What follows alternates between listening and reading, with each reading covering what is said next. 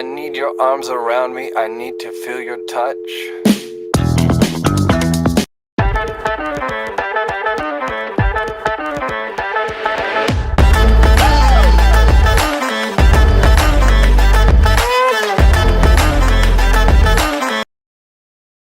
All right, good morning. What's up, everybody? Welcome to the party. This is Simply Cyber's Daily Cyber Threat Brief Podcast, episode 767. I am your host, Dr. Gerald Auger. It is Monday, December 9th, 2024. We are full on swing in the holiday season. Good morning, everybody. Over the next hour, me, you, Space Tacos, Augusta Delgado, Anise Hunanu, Marcus Kyler of the E-Crew, Toasty Pops with another Kansas City win. CPA to Cyber up in Canada. Alpha Sierra is going to be leading us in the Simple Minds. As Port Zero in the upstate. DJ B-Sec behind the glass. Y'all, we all are going to be shredding the top cybersecurity news stories of the day. And I'll be giving my expert opinion and analysis on each of those stories on what it means to you as a practitioner. So how can you use this information to drive cyber risk reduction for your business stakeholders? And if you are looking to break into the industry, believe me, you're going to get value here because the networking's phenomenal. Getting exposed to all these different concepts, terminology, etc., is super important.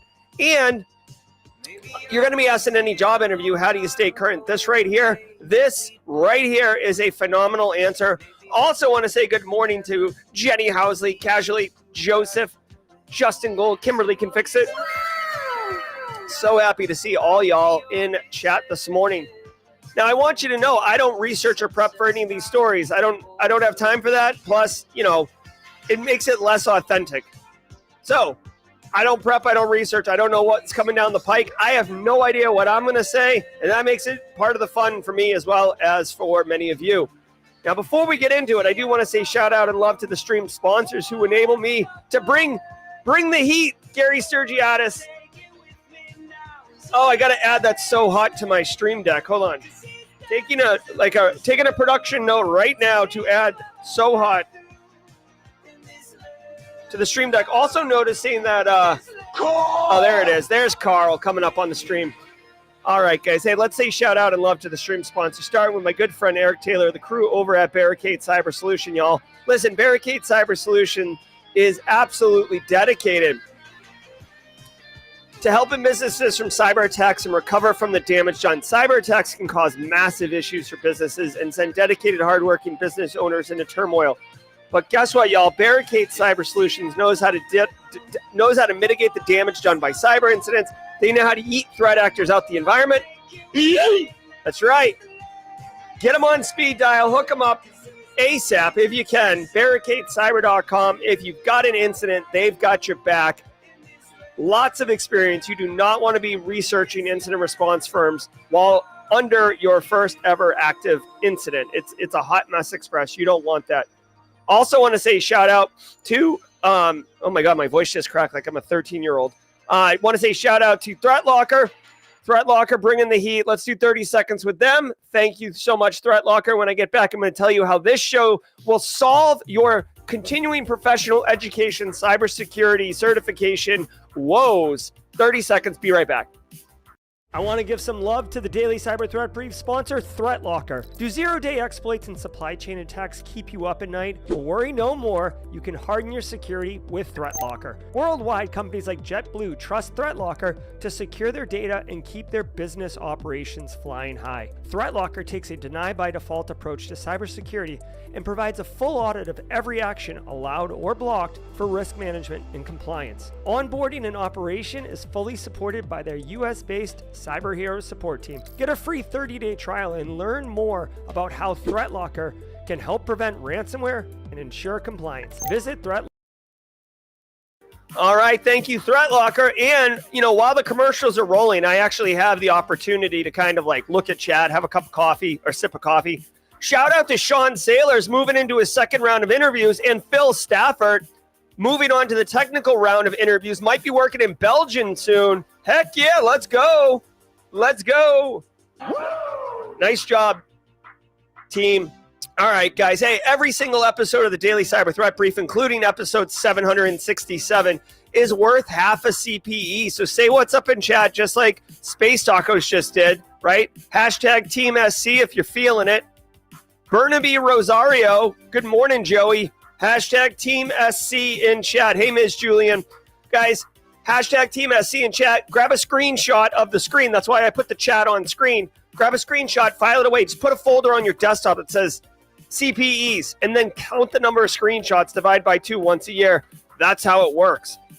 Very easy. I also want to say I missed one incredible dimension of our community. If you are a single operator, like you're a solo professional operator, like you basically work at a business, but you're the only cyber person, maybe you're the only IT/cyber person. If that's you, know that the Simply Cyber community is kind of like your coworkers, all right? We're here to help. You don't have to go it alone. You can bounce ideas. Obviously, don't disclose anything sensitive, but hashtag Team Solo. You don't have to be solo. You can be hashtag Team SC. We're here for you. All y'all that are working as solo operators. All right, guys. Check it out now. If you're here for the first time, shout out hashtag first timer in chat. A lot of fun. We're going to go through the stories, but if you're a first timer, we have a special sound effect, a special emote. I want to remind everybody it is Monday, which means it's Simply Cyber's Community Member of the Week. We'll be doing that at the mid-roll. And one member of our community who's been contributing to the greater good of the community will be recognized and also get a $100 Amazon gift card, compliments of Threat Locker. I am really, really super jazzed up about being able to give that $100 Amazon gift card away every week to somebody who's just doing good for the community. I freaking love it. I hope everyone's having a nice holiday season. It was a long weekend, long, like meaning not like a 3-day weekend, but like long, just, oh gosh, God. All right, guys. Whew. Get your coffee cup ready. Want to remind everybody too, stay tuned to the end because we will be pivoting to jaw-jacking, a 30-minute AMA segment where if you have any type of information security questions, what certs to get, how to do a tabletop exercise, is a conference worth going to? Like whatever your questions are, 30 minutes, we'll answer as many questions as we can back in the stand-up studio over there. I'm Jerry from Simply Cyber. Let's get into the news, y'all. Sit back, relax, and let's let the cool sounds of the hot news wash over all of us in an awesome wave. And then at the mid-roll, we'll hear from Antisyphon and Delete Me. We're doing a little bit of extra sponsorships in this week because Delete Me didn't want to do next week, and I was like, whatever, it's fine. All right, here we go. Looks like a hospital breach. Here's my surprise face. All right, people, let's get to work.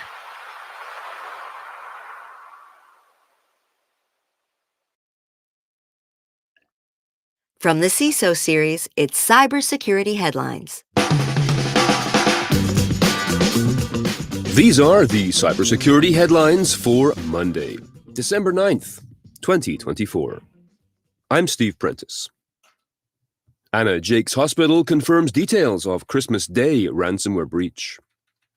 Following up on a story we covered in January, the not-for-profit community hospital located in Massachusetts has confirmed on its website that the ransomware attack on its systems that occurred on December 25th, 2023, has exposed sensitive health data for over 310,000 patients. A ransomware group named Money Message started releasing patient data in January after not getting satisfaction from hospital officials. The complexity of the theft meant it has taken until November of this year to complete the forensic investigation. The result is an impact to over 316,000 patients with PII such as health insurance, social security numbers, driver's license numbers, and financial information being leaked. The hospital's announcement adds that it has, quote, no indication that there has been any fraud as a result of this incident, end quote. All right, couple things. You may or may not know that I am from this region of the country, right? So I'm gonna throw in some extra stuff. Now, wicked quick here. I've never heard of this. Anna Jake's Hospital, or Jake's. I used to go to a school with a kid named Steve Jakes, and his name was spelt this way. So maybe this is Anna Jake's hospital. Anyways, 300,000 patients exposed. This happened on Christmas 2023. Brosif, I hate to be the wet blanket in the room, but dude, it took you a year. Come on. That's shenanigans. It doesn't take a year to do retrospective or incident. Like, you do incident response and hopefully you get it cleaned up in like 30 to 45 days. And then you get your arms around the investigation. For this to take a year, like, low key, sounds like it wasn't a priority. 1,200 staff members, 83 beds. This is like a smaller, this is a decent size healthcare delivery business, but not wicked big. Okay. 1,200 is like, I would say like mid-size, right? I know it says mid-size here, but like I worked in a 1,200 person. I've actually built and run the information security program for a 1,200 person manufacturing company. With I don't know, 11 sites. It's a good size. It's actually a great challenge. I'd recommend, if you're more senior in your career and you're looking to like level up into like that CISO or director of InfoSec, a mid-sized business, 1,200 staff is pretty solid. Okay. Now, they said that they haven't seen any exposure of the patient information or any type of like, what's the word I'm looking for? Any type of impact. But at the same time, guys, like, let's be real. It took them a year just to get their arms around the investigation. Even if threat actors were going YOLO with people's sensitive information, I don't think this company or this group is, I don't know, in a place to be able to say yes or no. It's one of those ones where I feel like they could say, we have, high confidence that the information hasn't been used in any type of criminal activity, but you can't say it hasn't been. First of all, it's tough to disprove a negative, right? Because you can exhaust everything, but you can never fully know that you've exhausted everything. So, this sucks. Let's see. Here we go. What's this? Updates on the money message page show that the hospital's admin didn't engage with the threat actors, and the situation culminated with the release of all the data on January 26th. This is what I'm saying, dude. The data got released, so they got popped on Christmas Day 2023. 1 month later, January 2024, all the data gets released. And here we are, December 9th, 2025. It took them 11 months plus. The friggin' threat actors released everything on the 26th. I could have told you on the 27th what the exposure was. You clown babies. It's not good. Remember, if you work in healthcare, I would strongly encourage you to do tabletop exercises. Be mindful. Ransomware is definitely targeting healthcare and manufacturing. Shout out to Maine Attorney General. Guys, I swear to God, the state of Maine deserves like a Christmas card at minimum. Perhaps a Simply Cyber Community Member of the Week recognition. We find out so much about data breaches because of Maine and their privacy notification laws. I love it. Okay. All right. Final thing I'm going to say, because this is Boston. This group delivers healthcare for the Merrimack Valley, which is, you can see here, the North Shore, Southern New Hampshire, your cousin from Boston. We're talking roast beef, right? Lowell, Everett, Swampscott, Marblehead, friggin' Amesbury. What else we got up there? Oh my God. What am I? Seabrook? Get you up in Seabrook? I'm telling you, the beef's up in Danvers. For crying out loud. Go to Supreme's, get a 3-way drippy on an onion roll. Oh, so good. Oh. I'm thinking about beef right now, actually. Let's go. Microsoft expands recall preview to Intel and AMD Copilot Plus PCs. After 2 delays that occurred over the summer, Microsoft has now expanded its preview of its new AI-powered recall feature to AMD and Intel-powered Copilot Plus PCs enrolled in the Windows 11 Insider program. This builds upon the first rollout to Snapdragon Copilot Plus PCs last month. Recall is, quote, a Windows feature that captures screenshots of active Windows every few seconds and gives access to Windows 11 users to specific snapshots using natural language, end quote. Recall itself was recalled promptly to address numerous security concerns, and Microsoft has now made it an opt-in and removable feature that requires users to confirm their presence using Windows Hello. All right. Microsoft obviously spent a ton of money on recall, and despite the pushback and the explosion of the information security community in general, there's no way that. Hold on, is Carl still on screen? Carl, what are you doing up here, Carl? Carl, go away. There you go. All right. It could be a security risk, you think? It friggin' takes a picture every couple seconds of your computer. Tons of sensitive information in there, rollbacks, all these things. It does say you need to confirm their presence with Windows Hello. Windows Hello is basically a capability to give you like 9 different ways to authenticate into your box. Clicking on pictures, biometrics, passkeys, right? Hardware YubiKeys, all sorts of different things, right? It says recall filters out sensitive information. Okay, let's take a minute and talk about this. Recall filters out sensitive information. Explain to me how it determines what sensitive information is. It has to know what your sensitive information is before it can blot it out, okay? So credit card numbers, passwords. Credit card numbers and passwords, my friends. This sounds like DLP. Okay, DLP, data loss prevention, is a security technology that's supposed to keep sensitive information from being sent out your environment, right? So you can't email by accident. You can't do insider threat. You're going to leave the company and you basically download the entire customer list and send that out. That's the dream of what DLP is supposed to do. In practice, I have never seen DLP work well or effectively. Typically what happens is people get all geeked up, double-fisted.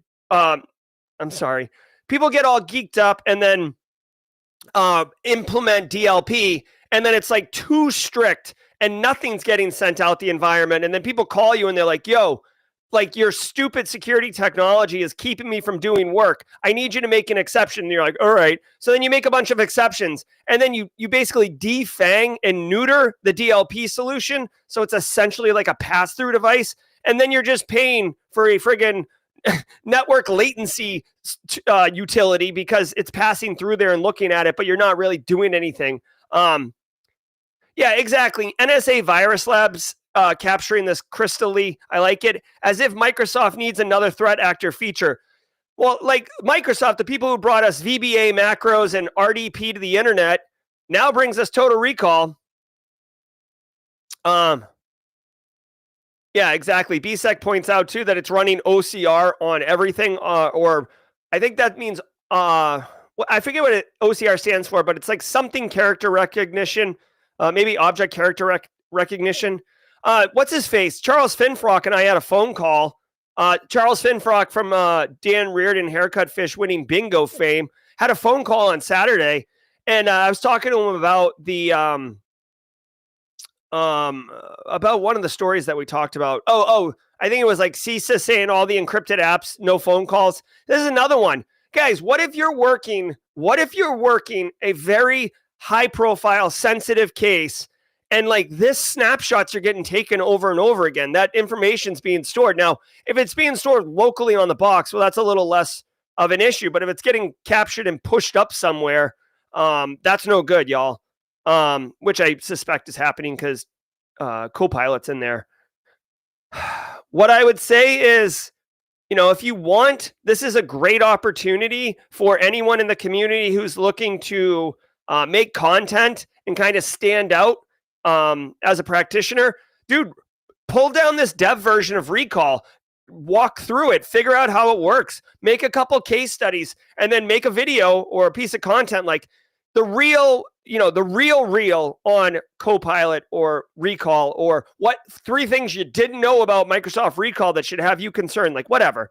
I'm not going to opt into it. I'll tell you that much.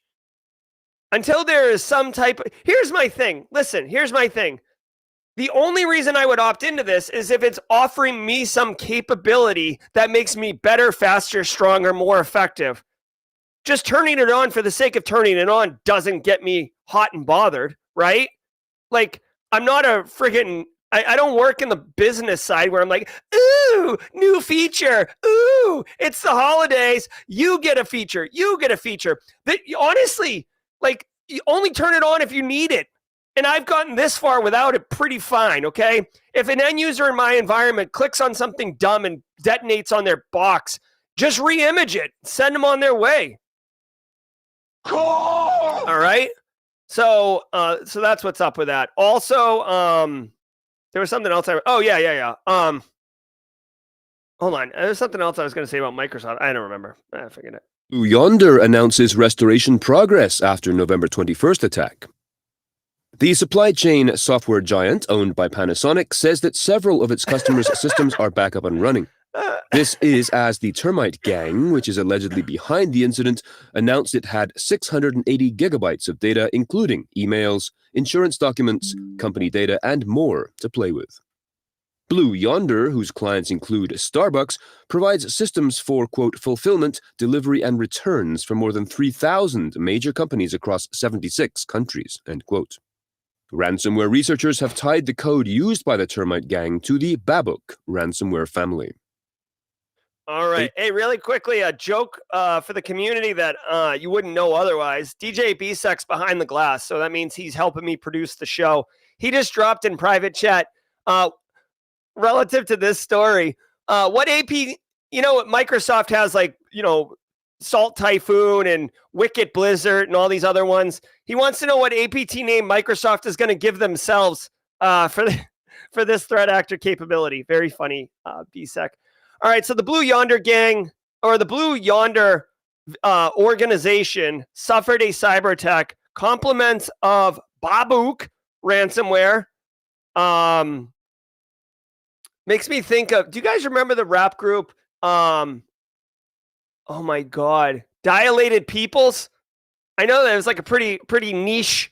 They only had that one album, Dilated Peoples, but I really feel like one of the rappers' names was Babook or Babu. Anyways. This is the Termite Ransomware Gang. Another one. Hey, listen, if you have never heard of Termite Ransomware Gang, welcome to the party, pal, because I also have never heard of Termite Ransomware Gang. Welcome to the party, pal. But now we're there. Just so everybody knows, I used to feel, I don't want to say imposter syndrome, but like you'd hear about a threat actor group doing some stuff and you're like, oh crap, that's a new one. I never heard of that. Like, does everybody else know about this threat group? No, these guys come out of the woodwork like termites. Oh my God, Jerry. So Blue Yonder has, they're kind of like an MSP or managed service provider. Starbucks is one of their clients. We had people reporting in chat that they had loved ones who worked at, not Diggable Planets. Diggable Planets is wicked good. We're cool like that, David P. But what I'm saying is Dilated Peoples. All right, so Blue Yonder's at the center of supply chain for supermarkets, manufacturers, and Starbucks, right? We saw all that. We talked about Wegmans for a hot minute. This impacted Europe. Okay, there's not much really to do here. Here's the TLDR, okay, guys? The TLDR is we live in a very integrated, entangled society of technology. So supply chain is a real thing. So when a downstream provider or an upstream provider, in your supply chain gets impacted, it can have downstream impacts on you, right? Imagine if, Microsoft Azure went down or Office 365, M365 went down. That would be pretty messed up for you, okay? Having said that, I know it's like a black swan event, but you should, oh my gosh, excuse me. That was super gross and rude. What you should do is introduce these into your tabletop exercises. Thanks for the sub. Introduce this to your tabletop exercises. Hey, what happens if we lose this critical piece? Think of let's say you're using QuickBooks for your accounting and accounts payable, right? So you're invoicing through that. If QuickBooks goes down, how long can you invoice? Or do you have a backup process for invoicing? Because remember, and I'm not going to freak out on this like I did last week, but You should be doing business impact analysis and looking at your critical workflows that make money or deliver on your mission, and then look at what technologies and partners are dependent on that, and then shore those things up, either by having redundancy, resiliency, or having some type of workflows in place that you can execute in the event that you have a serious issue. All right. This one, dude, it happened with Snowflake a couple months ago, happening with Blue Yonder. These companies you've never heard of, I've never heard of, can impact your business. So don't think, oh, we're too small to get hit by a cyber attack. It may not be you that gets hit. It may be a third party that you absolutely are entirely dependent on for your business. Work it into your tabletop exercises. All right, let's go. Atrium Health announces a data breach. This breach is a little different from those we regularly hear about. In a notification to the U.S. Department of Health and Human Services, Atrium Health, which provides healthcare services at more than 1,400 care locations and 40 hospitals across several states, announced that the issue involves online tracking technologies that were present on an Atrium Health patient portal between 2015 and 2019. These were, quote, commonly used internet technologies intended to help operate certain features of its patient portal and enhance the online experience for users, end quote. The breach itself, which is said to have affected about 585,000 people, quote, may have transmitted certain personal information to third-party vendors such as Google and Facebook, end quote.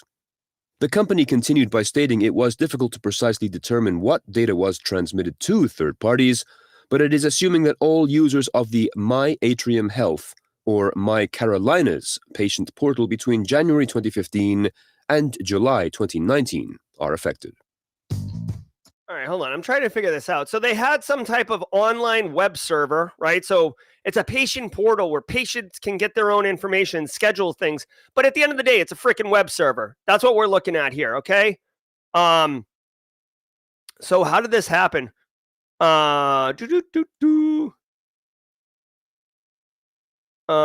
Information was shared with third parties. Let's see. Email address, physical address could have been exposed. Data was transmitted to third parties. So here's how it works, okay? This is low-key kind of gross. There's a patient portal. You log in to get healthcare. And probably, and a lot of times, the Atrium Health in this case, or whoever, is probably directing and encouraging their patients, their customers, to use these portals, right? Because it helps with automation. It's from a business perspective, it's like easier and more efficient to have people use patient portals, okay? And as a patient, I like patient portals, okay? But in this instance, they had it configured technically to transmit data to third parties. So I'm logging into this patient portal unaware that my information's getting fired out all over the place. Now, why is this information going to other places? Could be a couple reasons. My initial thought, straight cash, homie. Atrium Health getting paid, right? Could be selling the data. Also, and more likely, they were probably sending the data out to marketing people and other data analytics company, less to sell it and maybe more to like figure out we have people in this region who are logging in, or we have people who log in this time of day more often, or, people are struggling with this, right? So basically getting telemetry and intel on people using the patient portal so you can more effectively market to them, so you can more effectively have a better user experience for them, right? It's not always sinister and all about straight cash, homie. Sometimes it is about improving product and customer journey and all that other crap. But for 4 years, this data was just getting sent out. Pretty gross. Also, I want to point out that over 500,000 people's data was compromised. 500,000. This would have been NBC nightly news. Tom Brokaw, Peter Jennings, Walter Cronkite, Stop the Presses. You got a little newsy screaming extra, extra down at the corner of Main and Smith Street or whatever about 500,000 records. The humanity. Now it's a footnote. HHS breach portal. You can go look at it. Go Google HHS OCR breach portal. and they're all there. It used to be a wall of shame. You did not want to be on there. And now, meh, it's all right. Not big deal. Healthcare is getting ramrodded, bro. Like Coach Z from Homestar Runner. Nice job. Let's go. Thanks to today's episode's sponsor, ThreatLocker. Do zero-day exploits and supply chain attacks. Hold on, I got to put a threat locker. I don't know why it didn't come up. Whatever, I'll put threat locker up like this. There we go. Keep you up at night? Well, worry no more. You can harden your security with ThreatLocker. ThreatLocker helps you take a proactive, default-deny approach to cybersecurity and provides a full audit of every action allowed or blocked for risk management and compliance. Onboarding and operation are fully supported by their US-based support team. To learn more about how ThreatLocker can help keep your organization running efficiently and protected from ransomware, visit threatlocker.com. That is THREATLOCKER.com. All right, let's get our mid-roll on.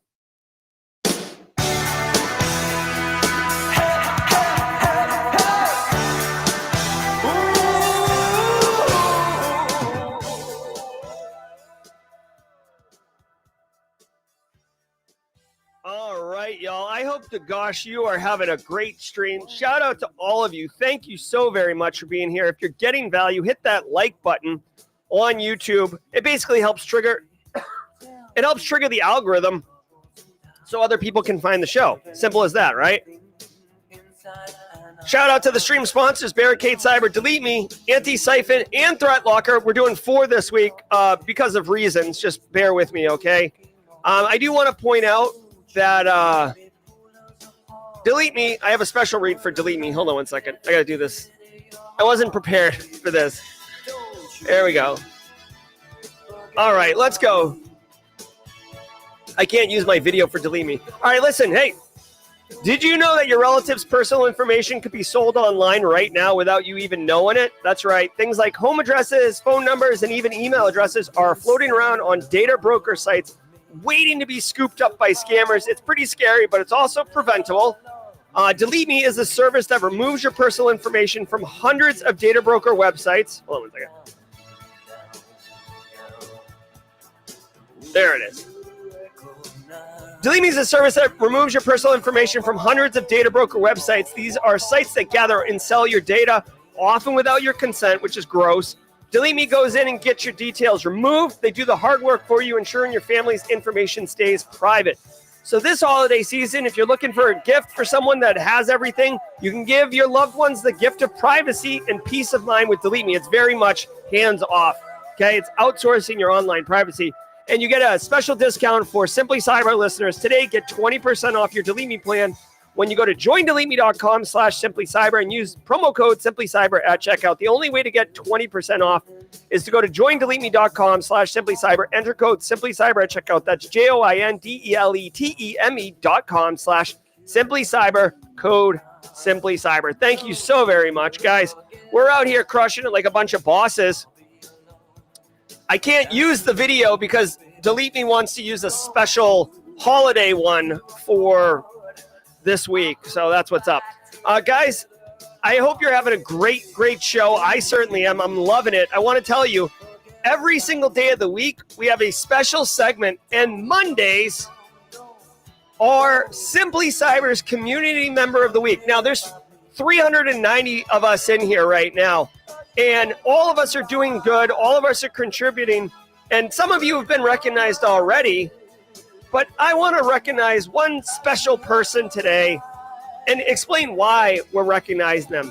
So really quickly, this person's going to get a $100 Amazon gift card because this segment is sponsored by ThreatLocker. ThreatLocker takes a deny by default approach to cybersecurity, just like it takes a village to secure your business. It takes a village to run Simply Cyber. I am so proud to align and affiliate with this individual. Ladies and gentlemen, hold on one second. Let me do this off stream because I wasn't ready.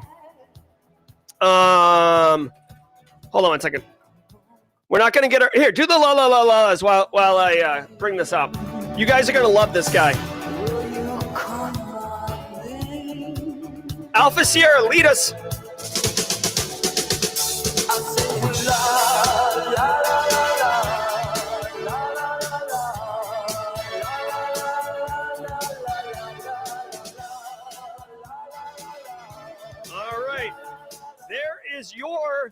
December 9th, Simply Cyber Community Member of the Week. Some of us call him Kashmir. Some of us call him Casually Joseph. Some of us call him Joseph. Either way, this guy right here, take a good look at him. This guy has been crushing it. He's going to school full-time. He's working full-time. He started a YouTube channel so he can stream Advent of Cyber, and he is leaning into it. He's giving you, this community, the opportunity to learn alongside him. I've been watching his AOC streams. He has been making an effort to educate and share and show some of the challenges and impediments that he runs into.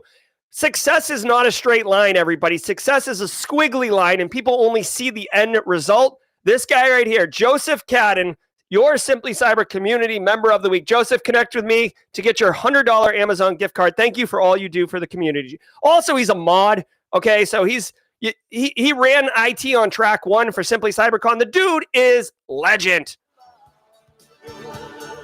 Yes, you can get a stream deck with that. All right, final. Because we're doing 4 ads really quickly, I do want to say shout out to Antisyphon. You guys all know Kathy Chambers, Daniel Lowry, and Zach Hill. Wading Through Logs dropping a 10 gifted subs. Did we just become best friends? Yep. Thank you, Wading Through Logs. Hey, Wade. Okay, really quick, Antisyphon, our very own, the guy who just dropped 10 subs, Wading Through Logs, Antisyphon trainer. Let's do 30 seconds, and then when we come back, we are going to launch heavy into the second half of the show. Do you want cutting-edge, high-quality cybersecurity education, regardless of financial position? Check this out. I want to give some love and some praise to Antisyphon Training, powered by Black Hills Information Security. Antisyphon Training is absolutely disrupting the traditional cybersecurity training industry by providing high-quality, cutting-edge education to everyone, regardless of financial position. They bring industry professionals with years and years of experience into the classroom to teach you and anyone else who's interested practical skills that are in demand in the market today. And on top of that, the student experience is amazing, as you and hundreds or thousands in some instances of other students are actively engaging, networking, sharing tips, tricks, and experiences with each other, all live in the classroom. Go to antisyphontraining.com, check out their course calendar to see what courses they have coming up. All right, let's go. The intrigue behind the Salt Typhoon telco penetration continues. In an interview with The Register, T-Mobile's Chief Security Officer Jeff Simon stated that the massive cyber espionage campaign, during which China-affiliated hackers broke into numerous U.S. telecom companies' networks, used a novel technique that he says, quote, is not something that I've seen in my 15-plus year career in cybersecurity. It is not something that is well published or read about. There is no CVE for it, end quote. Specifically, Simon was referring to the way that the cyber spies, quote, hopped between organizations' networks and tried, ultimately unsuccessfully, to break into T-Mobile, end quote. Added to the intrigue is a statement from Jeff Green, CISA's Executive Assistant Director for Cybersecurity, who said, quote, we cannot say with certainty that the adversary has been evicted because we still don't know the scope of what they're doing, end quote. Hey, quick shout out to Space Tacos for the super chat. Thanks, Space Tacos. She says, shout out to Chris Whitlock for helping me with Discord issues. Hashtag GRC Mafia, GRC Nerd Herd, Team SC. The community is amazing, and I'm so grateful to be part of it. Thank you, and thank you, Mod Squad. 100%. Thank you, Space Tacos. Okay, so this is Salt Typhoon, Chinese-based threat actor getting all up in the telcos. We saw CISA and FBI advise businesses last week to switch to encrypted messaging apps for business, which I literally LOL'd as completely unreasonable and completely impractical for business. T-Mobile Chief Security Officer said, this is interesting. I've never seen this in my career, 15-year career, good on you. He says spies jump from one telco to another. What? Here's my thing, okay, really quick, not to be a total nerd, but what does that even mean? I'm annoyed. Okay. I guess let's just put it out there. Spies jumped from one telco to another. Guys, if you're only if AT&T's network is connected to Verizon's network, could you hop from one to the other? This words have meaning. And when we're talking about threat actors hopping into another network or something, there's a connection. Okay, like here's an example. When Target got hit in 2013 with the point of sale systems, threat actors got into the HVAC company and then hopped into Target's network through the HVAC connections through a LAN-to-LAN VPN connection that they used into the OT environment, and then they went into Target. That's an example of hopping into it. Now, BSEC is saying some of them do use the same towers and piggyback off each other. Fine, but okay. When you say hop from one to the other, typically they have to be entangled with each other for that to happen. Is there any information in here that could suggest that? Let's see. Massive cyber espionage campaign. Yes. I mean, China is bringing out the big guns. This is like the straight howitzers for, basically attacking United States communication infrastructure. Okay. Wiretapping my law enforcement. Sure. Why not? You could see Salt Typhoon. That might be like that could be on your bingo card for 2024, just because it's been in the news so much. The Chinese intruders didn't use any zero-day exploits nor novel techniques. Ugh. You know what that means? That means that means one of two things. When you read this, no zero-day nor novel techniques, what that means is, one, crappy credentials, probably reused credentials, probably phishing and social engineering, and or unsecure old tech, old CVEs that have known exploits and stuff like that. You don't need a nation state threat actor level to be successful, apparently, in this attack, which totally sucks, right? We're talking Verizon, AT&T. Like, I don't know about you, but last time I checked, they had deep pockets, right? Let's check AT&T's annual revenue for 2023. Yeah, $122 billion. Is that good? Is $122 billion good? Straight cash, homie. I'm not saying you need to invest all of that into cybersecurity, but Jesus, man. Like, throw a dog a bone. All right. Last week, Simon disclosed whoever was trying to access T-Mobile inner systems through an unnamed wireline provides a network that was connected to T-Mobile and used this access for multiple... All right, whatever. He said the technique that was used to go from one telecom infrastructure to another is novel. That's not something I've seen.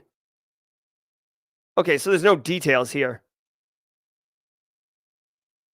I will say, as much as I just flipped out about hopping from one to the other, I can envision a world where AT&T and Verizon use the same third party, like managed service. I mean, they probably don't use a managed service provider, but you see what I'm saying? Like the same third party has AT&T and Verizon as clients, and then they got into that third party and then went down on went downstream and attacked those guys. I don't want to say went down on AT&T and Verizon, but you guys get what I'm saying, right?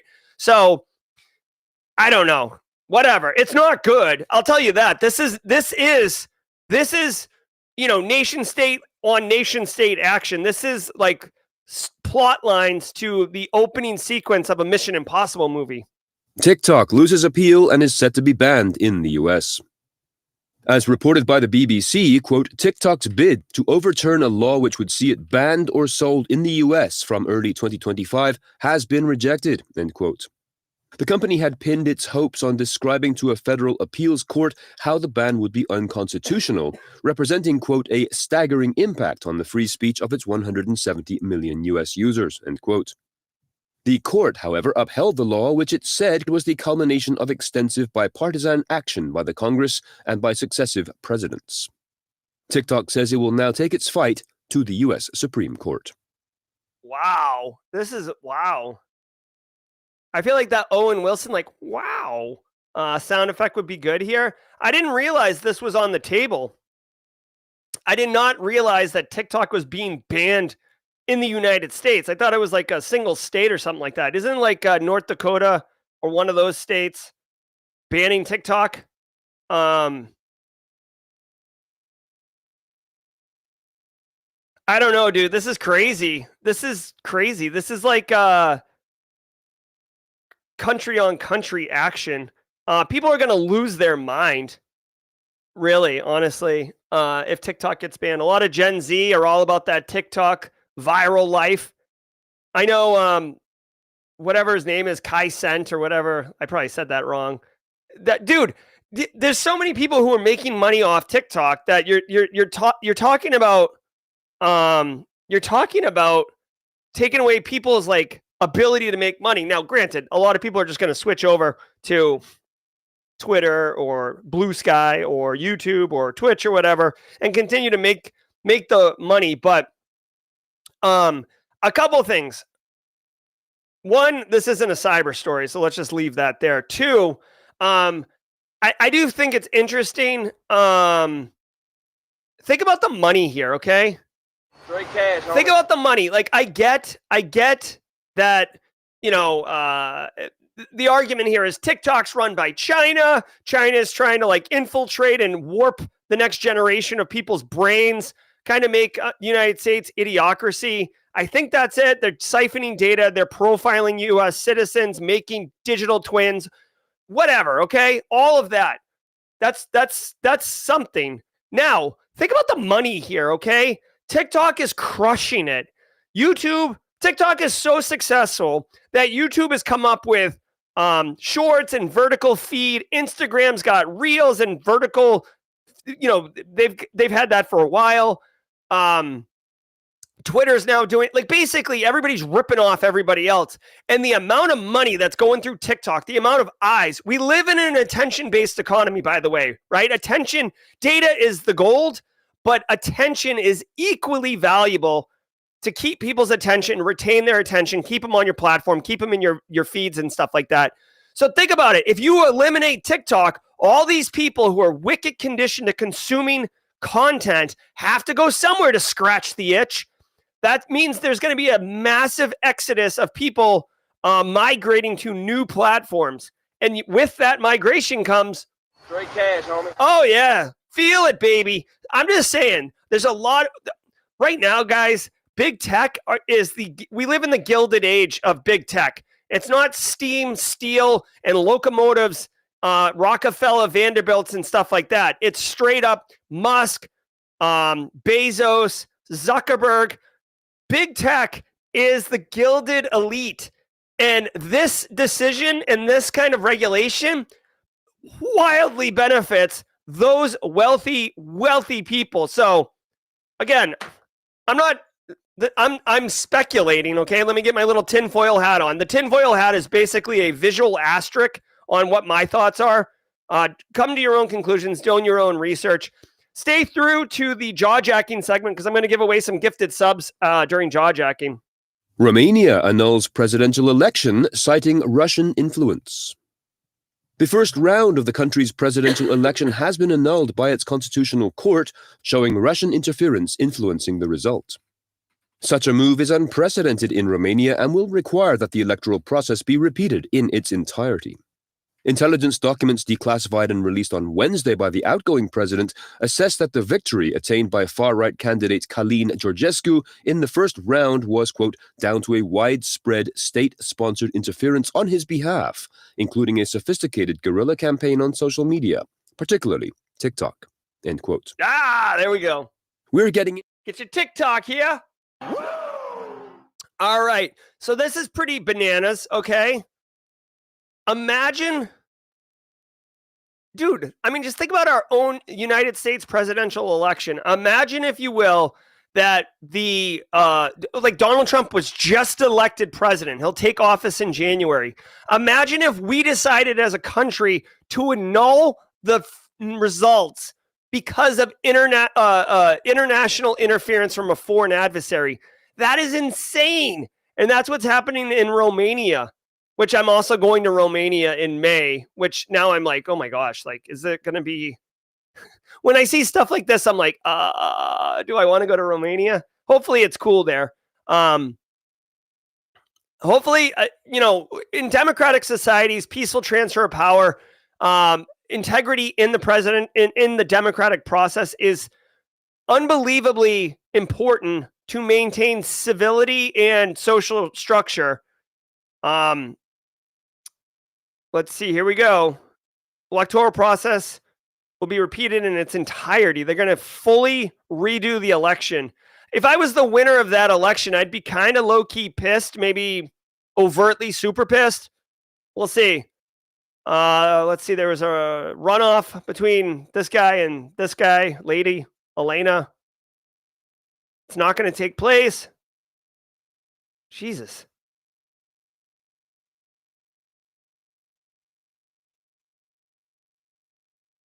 Let's see. Intel docs declassed and released on Wednesday by the outgoing president Klaus assessed that the victory was down to widespread state-sponsored interference, including sophisticated guerrilla campaigns on TikTok. Honestly, guys, this is no different. When they say Russian interference, they don't mean that ballots were hacked and elections were hacked, okay? Ballots weren't burnt. People weren't kept from voting. People didn't hack in and diddle the binaries to make it 0 to 1, right? This is literally what Cambridge Analytica did in the 2016 hack of the United States presidential election, if you believe that. They also did it in Trinidad and Tobago. They did it in Brexit. You guys ever heard of Brexit? Same thing. If you're interested, I believe you can manipulate public sentiment using essentially psychological warfare to emotionally target individuals and sway them one way or the other. If you get a chance, okay, this is homework for your break. This right here is The Great Hack. This is a documentary on Netflix, and it's basically about this company called Cambridge Analytica. And when Cambridge Analytica got exposed for what they were doing, they immediately shut down. But basically what they can offer is, for a sum of money, they can nearly guarantee a win in a democratic election. Think about that for a minute. They can guarantee a win in a fair democratic election through manipulation of social dynamics. And they actually do case studies in the video showing how they did it in Trinidad and Tobago to affect the outcome of that election. Pretty wild stuff. Go check it out. The Great Hack on Netflix. I think it's phenomenal. All right, let's go. What time is it? 8:53. We got time. Oh, we got time, baby.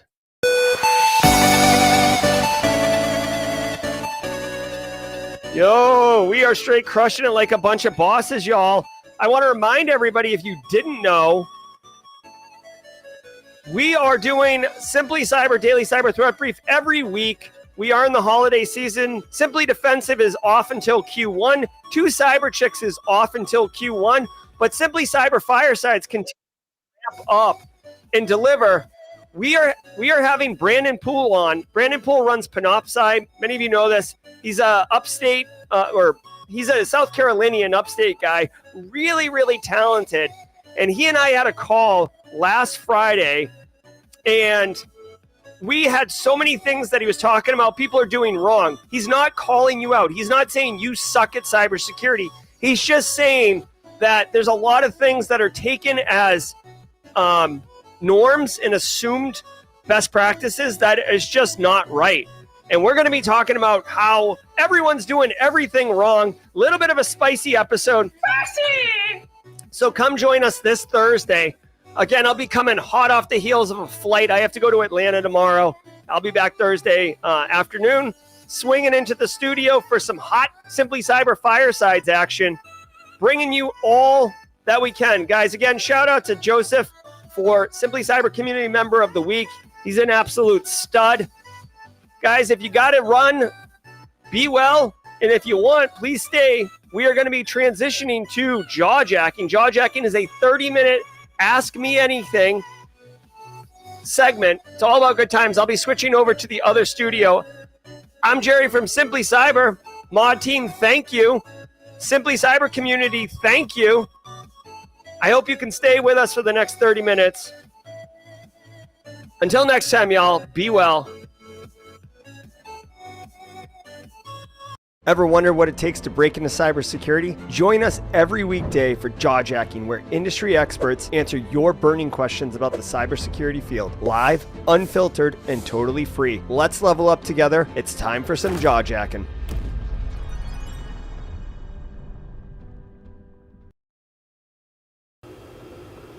All right. Hello. Hopefully you can hear me. And we'll do this like that. Hello. Mods, if you can confirm. We're still trying to get set up with the new studio, and hopefully this works. See me, hear me? I've got mod chat up, I've got chat up, and I hope you guys can hook me up. All right, let's see what's up. Chat, let me know if you can hear me. We are still trying to get sorted out. Cool. All right, let's see. Yes, check. Looks like we're in. Can you hear me? All right, catchy. No mic. Okay, hold on. We'll get it. Doo. How's this? Does this sound buttery smooth? I'm Batman. Let's see how people think about that. DJ BSEC not behind the glass. He ran away. We'll get it sorted out. It's all about good times, process improvement, seeing how the... There you go. Oh, so good. I'm Batman. All right, let's do some jaw jacking. Yeah, it's a little echoey in here. We're cool. I've got I got this set up now, more of a permanent setup. I think you guys will like it. Here, let me show you what's up. I can walk around with the wireless mic. We are doing jaw jacking. It's a 30-minute AMA. Let me take a picture and show you guys what we're working with here. All right. You guys can all be in chat too. Oh God, so much tech. Look at this. Oh wait, hold on. Idiot. I'm an idiot, right? So that's the tech setup, okay? Got the teleprompter, got the light, my table and all that. This is what we're doing. So hopefully you guys like it. I'm trying this as a new look. I've been doing it for a few days, so let me know what you think. Wading Through Logs. Thank you, Wading Through Logs. Yeah, Mrs. and I are flying to DC on Friday this week, or Friday or Saturday, and going for the Sands Difference Maker Award to see if we win Podcast of the Year. I did promise everybody some squad membership, so let's do that. There you go. You get a squad membership. You get a squad membership. Let's do that. Here we go. All right. So what's up? Do I need some music in the background? Let me know. If you guys want some music, let me know. If you guys have any questions, let me know if you guys want me to just talk about anything. BSEC is back behind the glass. We had some audio issues there. We're good now. Check it out. Got the whole, you can see my little laptop here. So yeah, let's do it.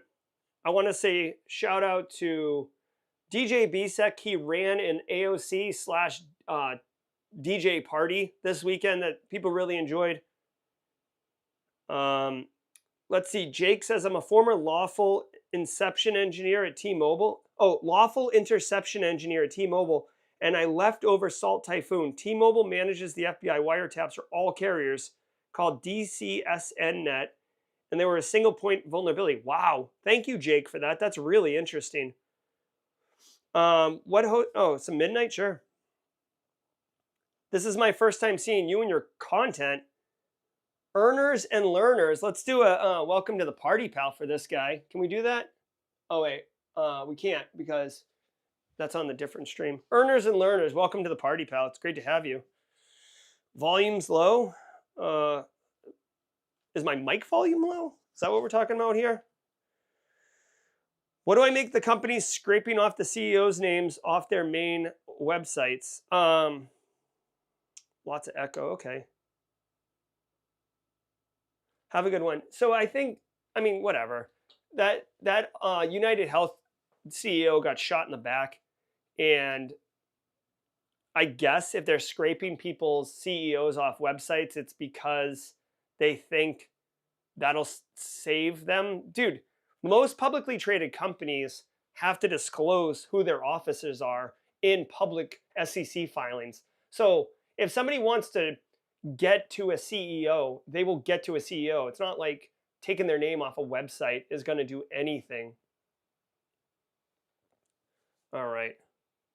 What else you got? Let the beat drop. Okay, here. I'll play some music. Let's do this really quickly.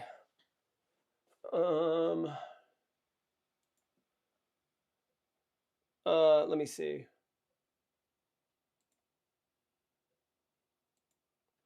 Let me know how that is. I'm going to try to put some music on.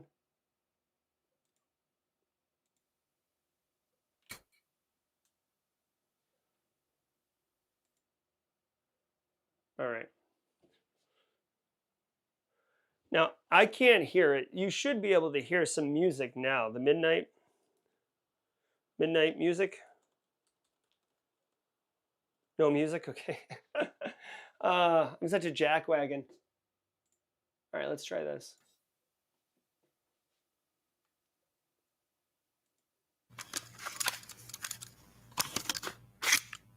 There we go. Let me go. Let's see how that works. All right, let's go. Yeah, my understanding is that the shooter is still out there, although the law enforcement disclosed that they know who he is now. That's not gonna work. My mic's picking up. Yeah.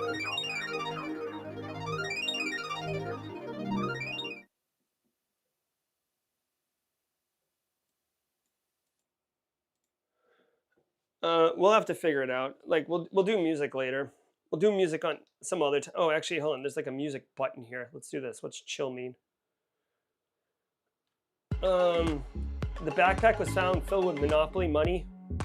I don't know what Monopoly money gets you. Kyle says, I got old user sessions from before a user reset their password. How do you safely end their sessions that's failing authentication?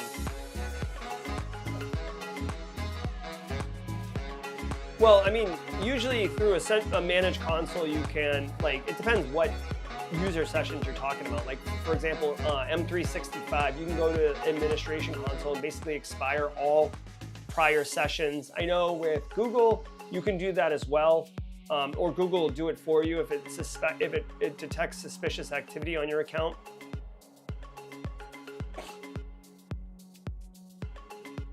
Let's see. He had a veterinary gun? I didn't even know what that means.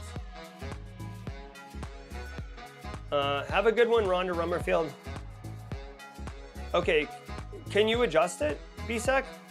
That's interesting. Joey says, can we have a holiday Christmas movie top 12 countdown to December 24th, like the 12 Days of Christmas song? Voting for Die Hard to be on the list. Yeah.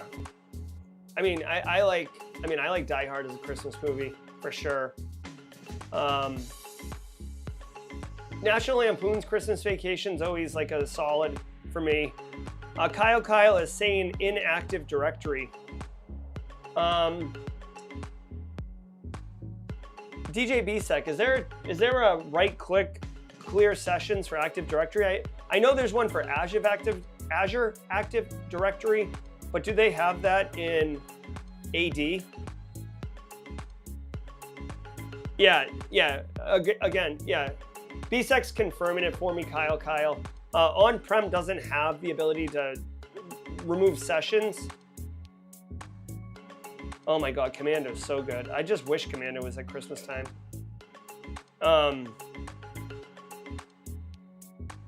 Yeah, the net's closing on the suspect, sure. Augusta Delgado, hey, take it easy, Jenny Housley. Augusta Delgado says, Gen AI and the abuse of social engineering, how should we address this risk? AI can do voice manipulation, video, etc. Yeah, Augusta Delgado. So then okay, so can we pull this question up on stream?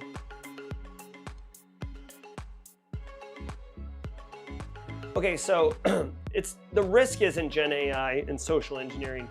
That's a threat. The risk is like getting business email compromise attack or being tricked into giving up your creds or something like that. So what I would say is it's basically, you know, for business email compromise type attacks, you need to have some type of out of band piece of information that can't be generated through AI. So like a special keyword or a special password or a special,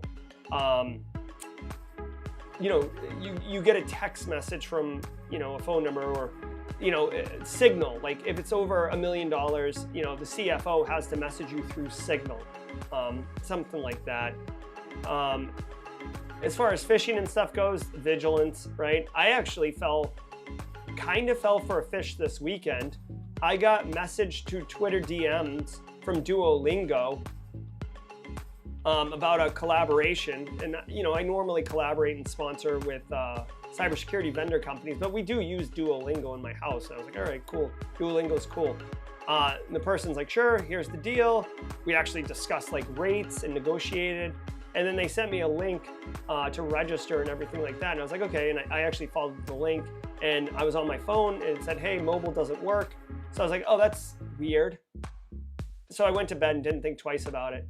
Then I got up and I was like, this is weird. So like I dropped the URL into URL scan and scanned it. It came back like Russian and I'm like, huh, that is weird. And then I did a ICANN lookup on the domain name and saw that it was registered in Russia and some weird, you know, point of contact. I searched on the point of contact, got a hit on some report from November of 2024 about how this threat actor has actually registered 550 domains and, you know, it's like Duolingo dash whatever. And I was like, shit. So then I actually I tried to connect with the woman whose account is compromised. It is, in fact, it looks like a compromised account, and I messaged her on LinkedIn, and we'll see what's up. But anyways, it can happen to anyone. They're very, very compelling nowadays. Yetzi says, what are your top 5? What do you host Simply Cyber on, Angular? So Simply Cyber is hosted on, so I stream on OBS, which is a technology to clean up the way my looks. I push that into Restream. Restream is a SaaS-based provider that allows you to transmit to multiple distribution places at the same time.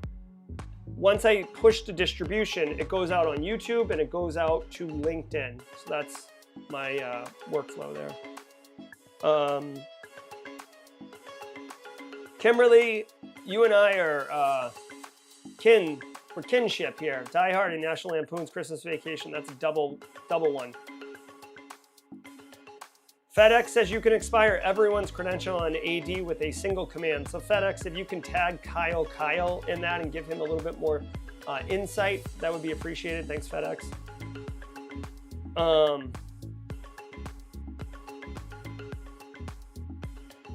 Yeah, okay, so yeah, that's a good point. BSEC is saying, in regards to Kyle's message in FedEx's statement, you can expire the credentials, but you can't clear the sessions on AD. All right, let's go. If AD sync is disabled, you need to use PowerShell to connect the module and then run the PS command to expire sessions, okay? All right. This is good. You know what's another very popular holiday movie in my house? Elf. I don't know if you guys like Elf, but Elf's a good one. Tony Parrish says the SAN Cybersecurity Podcast Awards is announced on Sunday. All the best for Simply Cyber Daily Cyber Threat Brief. Thanks, Tony Parrish. Yeah, I mean, I will be there live. If we win, I will absolutely communicate out with everyone about it. Very excited. Priceless Pancake says, what are your thoughts on commercial VPN considering the protections built into local and external networks? Is it worth the money? After looking, seems like there are no providers in the US. Yeah, I mean, I don't know. I use Proton VPN. I mean,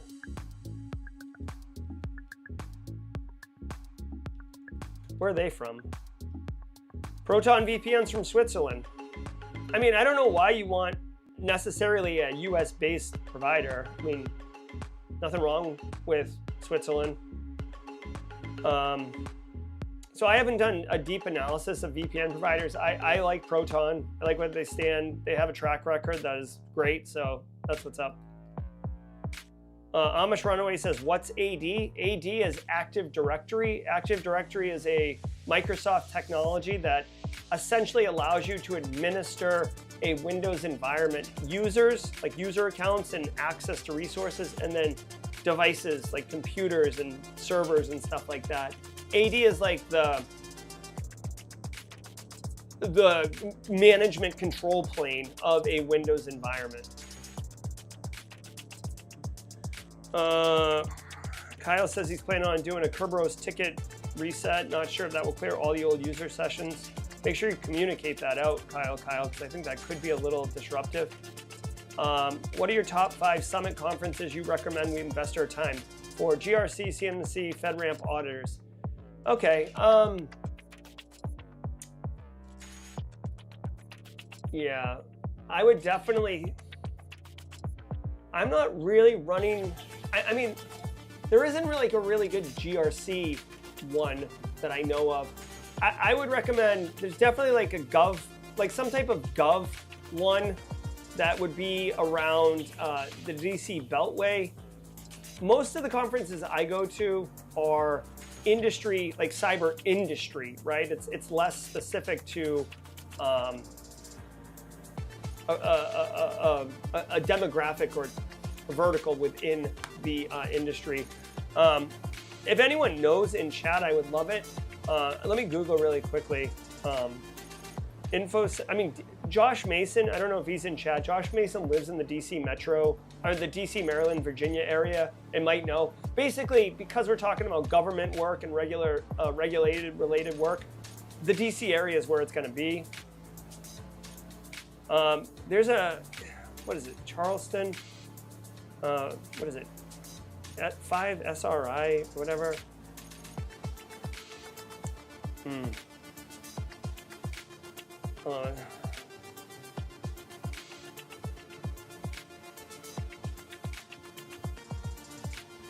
Let's see. See if I can find any.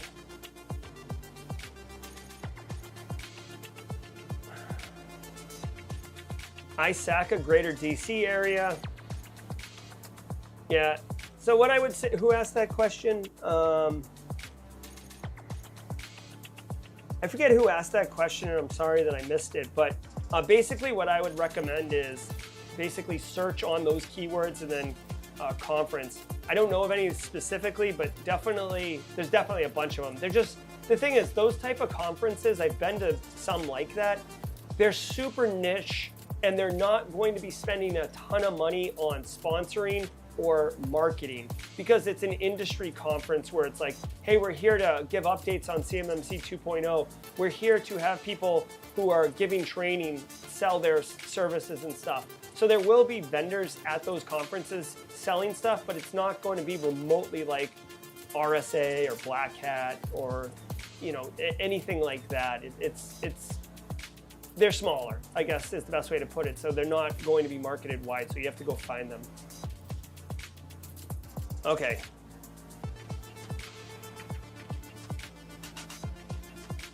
Okay. Still looking at chat. Oh, I'll tell you what, yeah. Ralphie, Christmas Story, that was a huge, huge movie growing up in my house. My dad, it was his favorite movie. Absolutely loved that movie. The Bumpus's Hounds, oh my God, love it. Let's keep going. I do feel like The Christmas Story was better when I was a kid. I watched it a couple years ago, and I was like, nah. Midori watched Die Hard this Friday. I might watch it tonight, honestly. Tony says, what are your thoughts on a crazy idea? Creating a directory that does not exist with a corporate email, then hook the LLMs of email security products. How I convinced the director board. Create a directory that does not exist with a corporate email, then hook the LLMs of email security products. I don't understand the question, Tony. Joe learns, related to the VPN, do you see value in commercial VPNs when connecting to business resources? I feel this opens third-party risk. Yeah, I mean, I guess if you're a smaller business, leveraging it from a third-party risk makes sense, but if you're a large enough business to run your own VPN terminators and concentrators, you'd want more. I mean, it would be beneficial to have more control and be able to troubleshoot better and have visibility, right? Who's connecting in? Because a lot of times when you run your own VPN, you're not running it so. Yeah, so BSEC says you should have your own if you're running it as a business. Listen, I can understand if you're a smaller business and you want your workforce to have secure controls or secure communications, like when they're out, like at Starbucks or whatever. But then they're just connecting to a secure VPN. They're not VPNing back into your corporate environment, right? So that's part of like the benefit of VPN. A VPN allows you to access internal network resources when you're anywhere in the world, right? But that's the control. Like you don't open your file server open to the internet. You have it on-prem or on the local LAN, and you need someone to remote in to get access to that local LAN. That I would roll my own. And you don't need to be a Fortune 500 company to have your own kind of VPN setup and stuff like that. But if it's just like your workforce, like for example, me, like I'm not going to roll out a VPN on-prem solution for me. I'm just gonna do Proton VPN when I'm out, and then if I need to access stuff remotely, I actually use a remote access solution to get into my environment through multi-factor and all these other things. So, all right, looking at this. Marcus says, did you see the question about the background about how this segment got named jaw jacking? I did not see that question, but if people are interested in why this segment is called jaw jacking, I will give you the brief story. I don't get a lot of hate in comments. Like, this community is wicked supportive, and occasionally I'll get some type of negative trolly comment about how I suck or whatever. And you know, it's fine. I really don't let it bother me. I actually asked the person to elaborate on why I suck so I can be better, and they usually just ignore me after that. But maybe 2 years ago, somebody put in the comments, the Daily Cyber Threat Brief, like the morning show, would be better if you just if you stopped jaw jacking. Like basically jaw jacking means like saying a whole bunch without saying anything, like saying a whole bunch of words but not actually communicating anything of value. So the person was basically saying I was a blowhard and wasting his time, which is fine. So I said, okay, like I'll do the stories faster, and then I'll save jaw jacking for the end. So instead of getting insulted, I actually appropriated it and then made this 30-minute AMA segment that we've been doing for years. So thank you to that troll. You helped us name the segment. Thanks, Marcus Kyler. Let's keep going. What's your profession? So I'm a cybersecurity professional. I've been in cybersecurity for 20 years. I came up mostly on the GRC side. I've had to do blue for defensive stuff just because when you're a small shop, it's all hands on deck. All right. Leon Elliott says, glad to see Simply Cyber still going strong. Yeah, Leon, we're crushing it out here every day. Any software engineers in here? If you guys are software engineers, say hi to Earner and Learner. Urshad Dean over on LinkedIn says, what are the products you recommend for Kubernetes level and kernel security? I really don't know. I have very little experience with Kubernetes and really like Docker type containers and stuff. If anyone in chat has an idea, I would love to share that with Urshad Dean, because honestly, I don't know. I mean, as far as kernel security, I don't know, man. Best practices, right? Have, you know, signed drivers, TPM type chip. Like, to me, like protecting the kernel on your operating system is very much a defense in depth move. All right, keep going.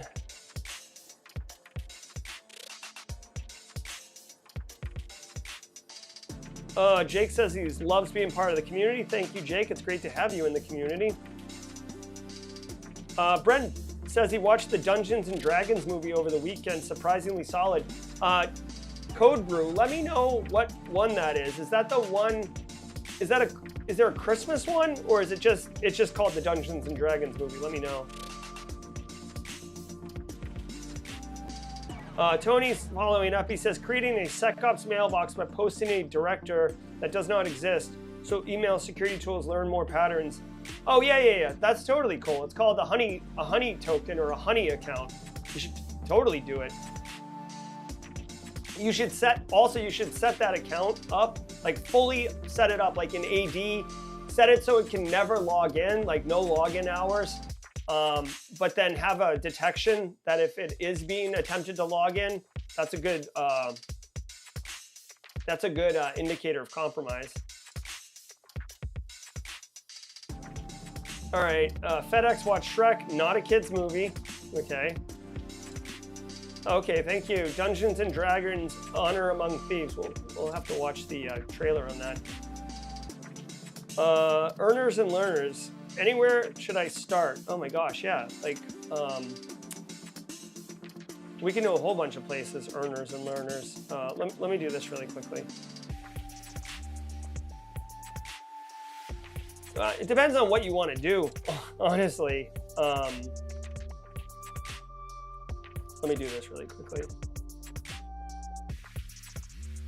Sharing for earners and learners. All right, let's do this. You see this right here? Go to Simply Cyber. Hold on, what's this guy? Oh yeah, thank you, VSEC. I'm such a dope. Go to simplycyber.io/book. All right, so I just dropped it in chat, earners and learners. This is a book I wrote. It's free. Download it.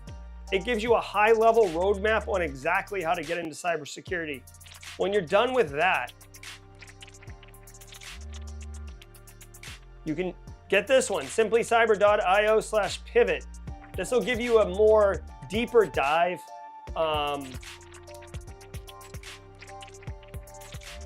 This gives you a deeper dive dimension. This is like a crash course. Don't pay. This is essentially like a boot camp, but it's free. Okay, and I've got tons of videos in there and tons of content.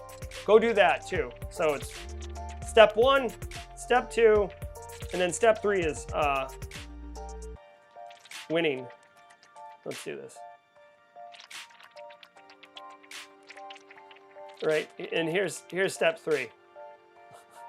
Winning. All right, being silly, having some fun. I want to remind everybody, thank you, DJ BSEC. Guys, by the way, DJ BSEC, so valuable behind the glass. The mod team, so valuable in mod chat.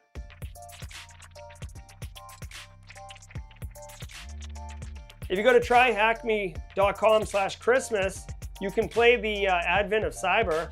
Want to remind everybody that today is day 9. And you know what's got 2 thumbs and all smiles and happens to be your host for today's Advent of Cyber Challenge? This guy. I will be taking you on a odyssey through the amazing world of cybersecurity, specifically in an area that I am a particular expert in. I don't want to give any spoilers away, but it's going to be all about good times, so go check that out, no doubt. All right, let me try this really quickly.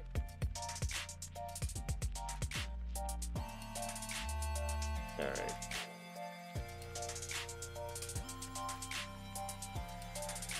All right, continuing.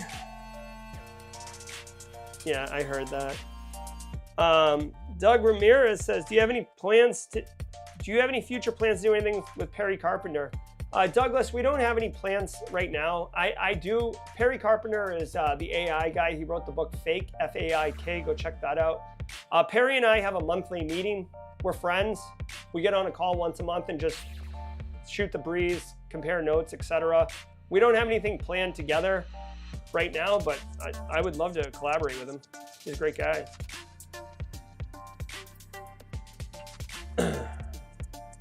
All right, here we go.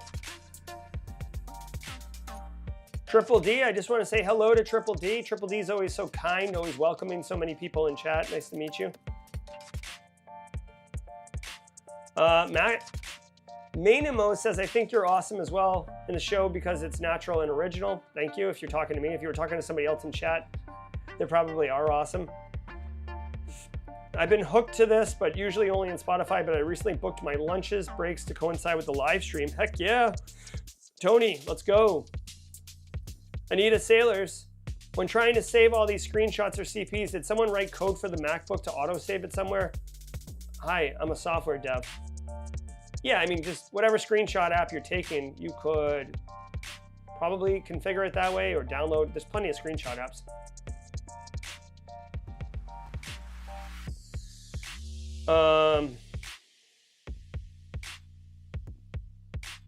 Yep. So FedEx is saying, because of my Ubiquity infrastructure, I could set up the VPN. I could. Brexy says, we have that here with old stuff accounts. Okay. Alpha Sierra, good point. Thank you, Alpha Sierra.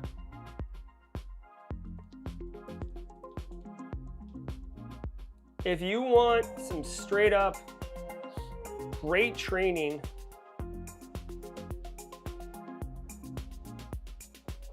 all right, check this out. This is Graham Helton.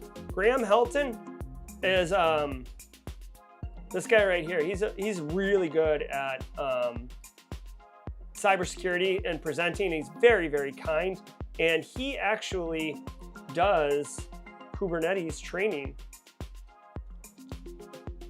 There it is. What the F is a Kubernetes and how do I attack it with Graham Helton?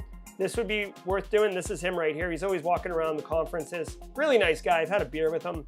I'll drop that link in there. Thank you, Alpha Sierra, for that reminder about Graham. I forgot about how valuable he is.